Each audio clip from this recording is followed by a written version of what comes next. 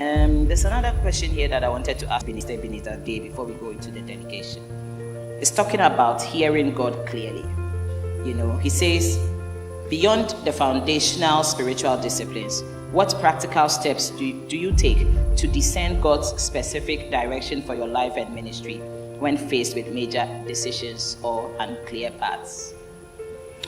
There is an interesting episode that happened in Acts chapter 27 when Paul was taken to Rome. There are three voices that took place in that entire journey. I call the first one a professional voice, a practical voice, and a prophetic voice. When they started the journey, Paul said to the captain, I perceive that there's going to be a bad weather. But because the captain is used to navigating the sea and looking up towards the sky, probably there was no indication that the weather was going to switch. He gave his professional opinion.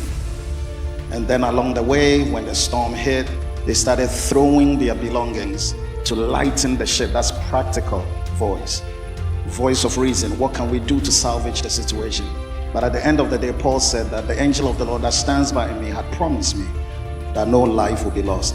The danger with being a spiritual leader or a man of God in the times that we are living in is deciphering through this kind of voices, because every one of them is legitimate. But if you are a man or woman that is acquainted with the Holy Spirit, your decisions will not be born not only by physical things.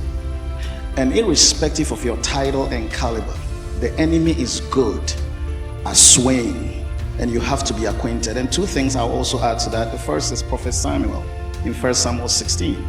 When he saw Eliab, he said, surely this is the Lord's anointed. And God said, no, don't judge by what you see. And then the second is when Satan provoked David to count the number of people in Israel.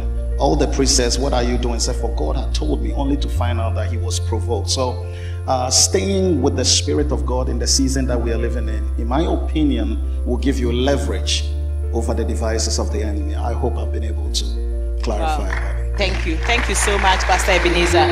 Very much appreciated.